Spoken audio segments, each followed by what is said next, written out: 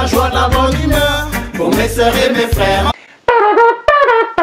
La barre! Salut tout le monde, c'est Pierre de Je change le monde en 2 heures. J'espère que tu vas bien.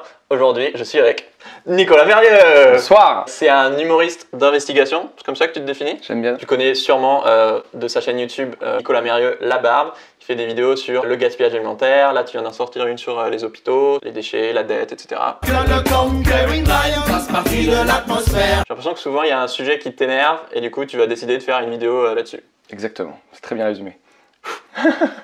J'ai vachement bossé. Non, en vrai, j'adore ce qu'il fait, donc je suis vraiment trop content. Merci beaucoup d'être là. C'est un plaisir. Ouais, alors pour te présenter rapido, je sais pas trop si je vais faire 1, 2 ou 3 vidéos, mais du coup, on va parler de sa chaîne. Ensuite, il y aura une FAQ avec toutes vos questions. Et on va parler de son super spectacle qui m'a fait mourir de rire et qui est vraiment un bijou de sensibilisation aussi à l'écologie. Ouais, t'inquiète pas, il y a beaucoup d'autres compliments qui vont. Prépare-toi. Voilà. Maximum drive positif, on laisse place au bonheur. Première question. T'adores le surf? Ouais. T'as vécu à Osgore? Ouais. Est-ce que tu aimes Brise de Nice? Le 1 m'a fait pleurer de rire, ouais. Mais le 1. Pourquoi le surf c'est important pour toi? Euh... Tu t'y attendais pas, hein? Non, franchement, je pensais pas du tout qu'on allait commencer par ça, non. Pour moi, c'est comme de la méditation. En fait, t'es vraiment en accord avec la nature et tu as besoin de rien ni de personne, si ce n'est que de la nature, donc une vague, de l'eau, et une planche. Et les mots sont partout à la fois. Alors oui, aujourd'hui on fait des planches, ça utilise de pétrole, je suis désolé. Mais à l'époque, à Hawaï et la Polynésie, c'est là où le surf est né, qui était un sport de roi. Okay. Ils faisaient ça sur des planches en bois et c'était même une étape dans la vie d'un homme. C'est-à-dire tu devenais un homme quand tu arrivais à surfer des grosses vagues, c'est là qu'on te considérait que tu étais devenu adulte. D'accord, ok. Donc c'est un sport qui a une histoire, qui a une philosophie et qui moi me recentre énormément, qui me fait du bien, qui m'apaise et qui est aussi une analogie de la vie. Je vais aller jusque là, je vais aller jusque là dans le cliché. Parce qu'en fait c'est quoi? Le surf, c'est la nature qui t'accepte. Ouais. Tu joues avec elle, mais c'est elle la plus forte. Tu peux mourir, donc ça apprend à te connaître tes limites. C'est-à-dire que moi je sais que par exemple plus de 2 mètres, j'y vais pas. Donc voilà, c'est ce plaisir de communion avec la nature. Puis ça cette sensation de marcher sur l'eau, quoi. Tu te prends pour Jésus, quoi. Ouais. C'est assez fou en fait. De la joie, de la bonne humeur, pour mes sœurs et mes frères. Du coup, il y a quand même un lien avec l'écologie pour toi dans ce sport? Ah complètement. Complètement, même si c'est un sport qui est totalement critiquable écologiquement parlant, dans le sens où déjà pour les gens dont c'est une vraie passion sans qu'ils aient la notion écologique, ça devient un sport très polluant parce que la plupart des gens vont surfer des vagues aux 4 coins de la planète. Ouais. Mais voilà, c'est un sport qui est pour moi qui est lié à l'écologie où vraiment moi c'est un sport qui m'a sensibilisé à l'écologie parce que quand tu vas dans l'océan et vraiment tu vois l'océan qui est de plus en plus pollué, tu vois les plages de plus en plus polluées. Moi je sors pas d'une session sans en ramasser du plastique sur la plage. Ouais, okay. Ça fait partie du truc. Que le Conquering Lion fasse partie de l'atmosphère. De la joie, de la bonne humeur, pour mes sœurs et mes frères. D'abord, j'aime bien revenir avec mes invités sur leur parcours. Depuis très jeune, t'es sensible aux injustices? Ouais. Ok, je savais pas trop si c'était une question ou pas. Du coup, c'est normal que tu non mais ça c'est drôle, c'est exactement ce que les journalistes font. Excuse-moi, alors on va la refaire parce que comme ça tu vas garder ça et puis j'explique pourquoi je déteste ça. C'est que les journalistes en télé, en radio, ils font tout le temps ça et c'est insupportable. Ouais. Ils te posent pas des questions, ils disent un truc sur toi et ils sont là. Et toi, tu m'as pas posé de questions en fait, tu vois. Et ils attendent juste que tu parles, que tu racontes ta life. Et c'est vrai que c'est mieux quand on pose des questions. Ouais. T'as l'air de t'être beaucoup cherché, enfin, t'as un parcours hyper sinueux. En même temps, j'imagine que pour faire de l'humour, il n'y a pas trop un parcours tout tracé. C'est clair. T'as fait arrêter ton bac, t'as fait des études de kiné, de sport aussi. Comment tu t'es retrouvé à faire de l'humour? Je veux être comédien depuis que je suis gamin. Mes parents n'ont jamais voulu parce qu'ils viennent de milieux modestes et ils s'en sont sortis par les études. Donc à la base, j'ai fait des études pour leur faire plaisir à eux. Et puis ensuite, je me suis dit, en fait, on vit pas pour nos parents. On vit pour nous. Maximum drive positif, on laisse place au bonheur. T'avais commencé sur Dailymotion. Oui. T'avais les cheveux courts. T'as vraiment bossé ton truc, toi, en fait. Ouais. Est-ce que c'est pour le côté surfeur que t'as fait pousser les cheveux? Oh non, pas du tout, c'est juste que j'ai la flemme d'aller chez le coiffeur. Ça fait super longtemps que tu fais des vidéos. T'étais déjà à l'époque de Norman Cyprien, donc je sais pas, il y a combien, 10 ans qu'ils avaient commencé. T'étais déjà là en fait. Ouais. C'est ouf. Ouais, mais personne regardait, ouais. C'est-à-dire que, comme tu l'as dit, j'étais sur Dailymotion, la vidéo qui avait fait le plus de vues à l'époque, elle avait fait 10 000 vues. Dès le début, tu faisais en même temps de la scène et des vidéos. Plus compliqué que ça, en fait, je me suis mis à faire des vidéos parce que je pouvais plus faire de scène, en fait. Je suis arrivé pour la première fois de ma vie à Paris à 22 ans, j'ai commencé à faire un petit peu de cours Florent, j'ai commencé à monter sur scène une fois, puis je me suis littéralement chié dessus, j'avais vraiment trop peur, j'ai eu un blocage. La première fois que je suis monté sur scène pour faire un sketch, j'étais au théâtre de Trévise devant 300 personnes et... Direct la première phase de 300 personnes. Ouais. Ah, tu commences facile aussi, quoi. Mais j'y suis pour rien en fait, c'est-à-dire qu'à l'époque, les scènes ouvertes et les cafés-théâtres, les comedy clubs n'étaient pas aussi démocratisés qu'aujourd'hui. Okay. Et du coup, j'ai écrit scène ouverte sur internet, je suis tombé de Théâtre de Trévis, Le Fil, tous les dimanches, la plus vieille scène ouverte de Paris. Donc en fait, tu vas, ça joue à 20h, je crois que tu vas à 19h, et tu lèves la main dans le hall si tu veux passer, et en gros, ils font une espèce de tirage au sort, ils disent bon, allez, toi, allez vous passer ce soir. Et après, j'ai dû me casser de Paris, et du coup là, j'avais ce manque en fait de pas pouvoir faire de scène, pas réaliser mon rêve, et je me suis dit mais je vais faire des vidéos quoi, parce que les vidéos t'as juste besoin d'une caméra et puis t'as besoin de l'autorisation de personne. Un fond blanc, un canapé, et on est parti quoi. Gros décor, même en 2018. Voilà. Je suis revenu à Paris en octobre 2011 et j'ai recommencé la scène en janvier 2012 et mon premier spectacle c'était en juin 2012. Ouais, ok. Et du coup, quelques mois après, en 2013, je crois, t'es passé sur On me demande qu'à en rire. Et apparemment, là, ça a été un premier gros coup de projecteur. Ouais, c'était une grosse prise de risque de faire ça. J'ai vraiment eu très peur. Ça faisait que 6 mois que je faisais ce métier. C'est l'émission télé où il y a un jury qui fait passer qui voit des sketchs de jeunes talents et qui les note avec une note sur 20 en plus. Ça faisait 6 mois que je faisais ce métier-là et je jouais devant 5-8 personnes dans ma salle, tu vois, c'était ultra déprimant. Et je me suis dit, allez, bah. Il faut la remplir cette salle. Faut le faire, quoi, tu vois. Donc je me suis inscrit à l'émission, ouais. Et là, du jour au lendemain, j'étais complet dans ma salle. Ça a bien marché, ouais. Après ça, j'ai eu un agent et puis après, tout a roulé un peu mieux pour moi, c'est vrai. De la joie, de la bonne humeur pour mes sœurs et mes frères. Ton agent, c'est la sœur de Norman. Exact. Bah ouais, Daphné Tavo, ouais, la grande sœur de Norman, qui est quelqu'un d'exceptionnel. Vraiment, c'est quelqu'un de très humain. On l'embrasse si elle regarde cette vidéo. Ce que j'adore dans ton parcours, c'est que effectivement, j'étais là, je faisais mes recherches, j'étais là, purée, en 6 mois, il est passé de 10 000 à 100 000 abonnés. Et puis après, plus tu fais des recherches, plus t'es là, ah non, mais en fait, le mec, ça fait 10 ans qu'il fait de la scène et qu'il a lancé 100 milliards de projets avant que ça perce, quoi. Donc là, j'ai pas de questions. Ouais. Je suis vraiment passé par des phases où j'étais dans la merde de ouf. Et tu vois, comme tu le dis, ça fait 10 ans que je fais ça. Et là, tu me mets un petit coup de vieux quand même. C'est vrai que ça fait 10 ans que j'essaie de faire ça. Effectivement, j'ai toujours été déterminé. Je me suis dit, je vais y arriver. Je vais tout faire pour y arriver. On laisse place au bonheur. Le nom de ta chaîne, ça vient d'une expression de la mamie d'un pote. Ouais, exactement. La grand-mère d'un pote qui, dès qu'elle est énervée, dit « Oh, la barbe hein !» Et c'est vrai que c'est une expression à l'ancienne, que j'entendais souvent les anciens dire ça. Dès qu'ils étaient énervés, la barbe, ça m'a toujours fait rire. Ouais. Et mon pote, il me le sortait tout le temps, et moi j'ai commencé à le reprendre, et on rigolait avec ça. Et plus on était énervé, putain, mec, j'ai une barbe de 10 jours là, tellement je suis énervé. Ok. Et donc, ouais, c'est venu comme ça, exact. C'est la grand-mère d'un pote qui disait tout le temps la barbe, ouais. Et elle le sait qu'elle est devenue super célèbre directement? Je sais pas. Faudrait lui demander. Bah, parce que c'est un pote qu'en plus, malheureusement, en fait, avant c'était mon voisin. Contact. Et ouais, on se voit beaucoup moins. Je vais le rappeler à la fin de cette vidéo. on va voir avec sa grand-mère. Peut-être qu'on peut le faire maintenant, ce serait peut-être rigolo. Bah grave. Moi je suis chaud. Vas-y, attends. Putain, mais les gens vont voir que je vais pas un Fairphone, je vais me faire insulter. C'est pas grave, tu veux le mien pour faire semblant. Là c'est ton pote là. Ouais. Oui, j'ai pas le numéro de sa grand-mère. Tu sais quoi, on va lui laisser un message. Ouais.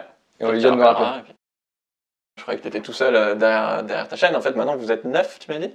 Alors, derrière la chaîne, je suis tout seul à la gérer puisque j'ai monté ma boîte de production et que c'est moi qui m'occupe de tout. Mais effectivement, j'ai la chance de pouvoir employer 8 personnes en plus de moi, 9. Si tu vas voir son spectacle, dont je te parlerai juste après, avec un super concours avec des places à gagner, il était pas au courant. Ok. Du coup, tu permets aussi à tous ces gens-là de vivre et de pouvoir faire plus de vidéos sur la chaîne La Barbe. Que le Conquering Lion fasse partie de l'atmosphère. C'est quoi, toi, tes 2-3 vidéos préférées? Tes 2-3 barbes préférées, comme tu les appelles? Alors, celle dont je suis très fier, pour l'impact, tu vois, que ça... La condition agricole, je suis très fier parce que ça m'a permis de rentrer en contact avec Pierre Rabhi.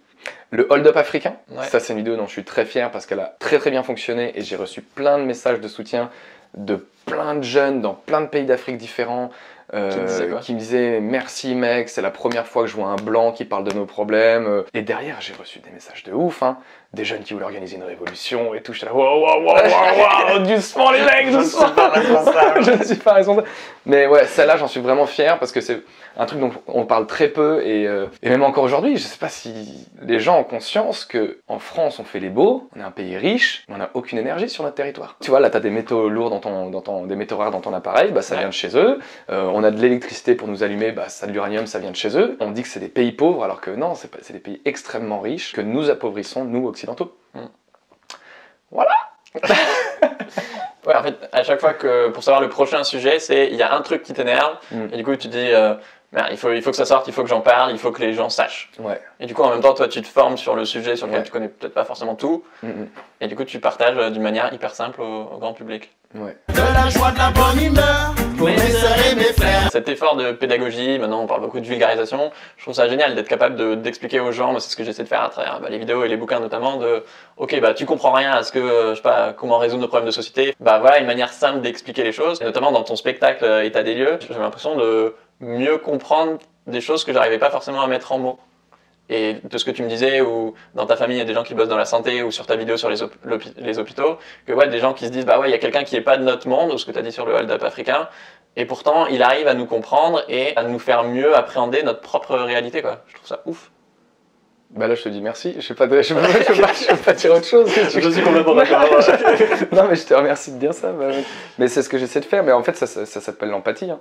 Moi dans tout ce que je fais, c'est que j'essaie de comprendre les autres, et ouais c'est ça. Mais là tu vois, c'est même toi, c'est moi qui te remercie parce que déjà tu me fais comprendre une clé de comment je fonctionne.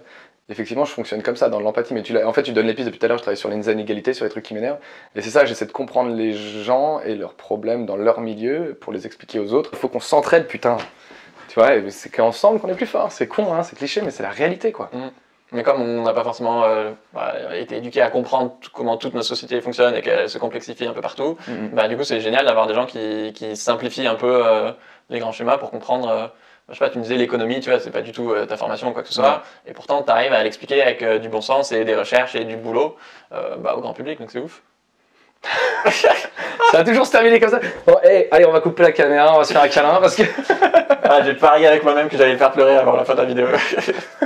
Maximum de vibe positif, on laisse place au bonheur. Quelle différence tu vois entre la scène et YouTube? Moi, ce que j'apprécie dans YouTube, c'est pas YouTube que j'apprécie, mon travail que je fais sur le fait de faire des vidéos, c'est que ça me permet de me cultiver. Parce que à chaque fois, je vais aller au bout des recherches. C'est-à-dire, à chaque fois, c'est un sujet que je connais en surface.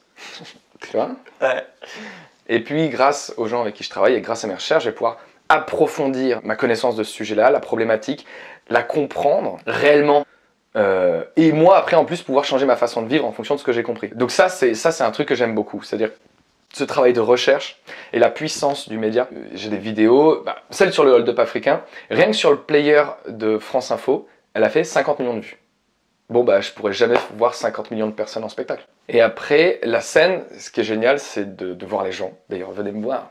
C'est vachement mieux que devant cette caméra. On ne voit pas vraiment en fait. Bah non, oui c'est vrai, c'est que dans un sens c'est nul. Alors que voir les gens c'est super agréable, les entendre rire, ça vaut tous les likes du monde. Tu dis qu'en faisant tes vidéos, ça t'a changé des choses dans ta vie de par ce que t'as appris. T'aurais des exemples? Plein. Être végétarien, j'avais déjà commencé à l'être avant de faire ma vidéo sur l'élevage intensif, mais quand j'ai fait cette vidéo-là, j'ai dit ok, vraiment stop. Je me déplace à 90% du temps en vélo. Ouais, il est venu en vélo. Ouais, il est derrière. Je vais au marché tous les dimanches, c'est-à-dire que tous les dimanches, je me force, même si je me suis pris une grosse cuite la veille, que j'ai envie de dormir, je vais au marché le dimanche pour avoir mes fruits et légumes pour toute la semaine, pour pas avoir à aller chez Monoprix et filer de l'argent à un millionnaire. En fait, c'est ça que ça a changé, c'est qu'aujourd'hui, dans ma vie de tous les jours, je me demande toujours mon argent à qui je le donne. Est-ce que mon argent est utile ? Ou est-ce que mon argent va aller dans les poches d'un milliardaire qui va faire que continuer le système dans lequel je ne veux pas vivre? Donc dans tout ce que je fais, je me pose cette question-là. Ouais. Je suis jamais retourné dans une grande enseigne, bon alors aussi parce que je suis végétarien, mais genre les McDo, les KFC, les machins, tout ça, c'est mort. En fait, j'essaie c'est vraiment c'est le nerf de la guerre, de toute façon c'est l'argent, tu vois, ouais. Donc c'est comment tu dépenses ton argent. J'aimerais voir flotter dans les airs, le drapeau rouge jaune vert. Là, j'ai un iPhone, mais bon c'est un vieux, et je l'ai pas changé parce qu'il est pas cassé, mais dès qu'il est cassé, j'achète un Fairphone. Oui, parce que déjà si tu en achètes un d'occasion ou que tu le gardes plus longtemps, mais c'est ça en fait, tous les ans, déjà t'as beaucoup plus d'impact que... C'est ça qui est débile, c'est que les gens ils me disent ouais t'as un iPhone et tout. Ouais mais bon je l'ai depuis des années, il est pas cassé, je vais pas le jeter pour autant, c'est débile tu vois. Donc j'attends qu'il pète et le jour où il pètera j'achèterai quelque chose de plus faire. Et donc effectivement ça rejoint le fait que si on n'agit pas pour résoudre nos problèmes de société, c'est aussi parce qu'à la base on n'est pas forcément éduqué à ces problèmes.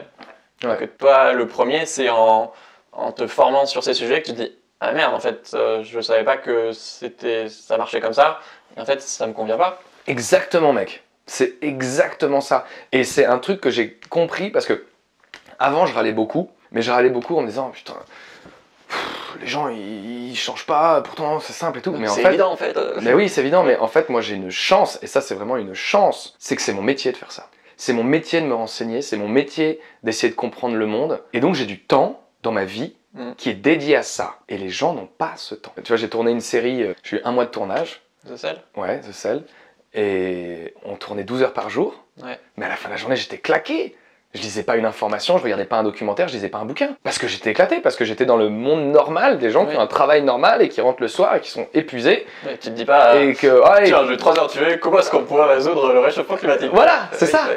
Et donc c'est pour ça que je fais ces vidéos, c'est parce que j'ai la chance d'avoir tout ça. Et de me dire, bon bah moi je peux prendre le temps de prendre des journées pour tout comprendre et quelque part je fais de la purée en fait.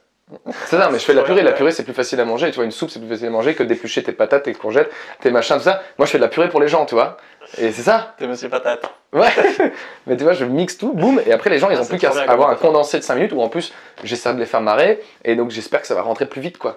On laisse place au bonheur. C'est quoi l'impact que tu cherches à avoir? Je ne le cherche pas. Je crois que c'est ma mère qui m'avait donné cette image-là. Je crois qu'aujourd'hui, il y a de plus en plus de phares qui s'allument.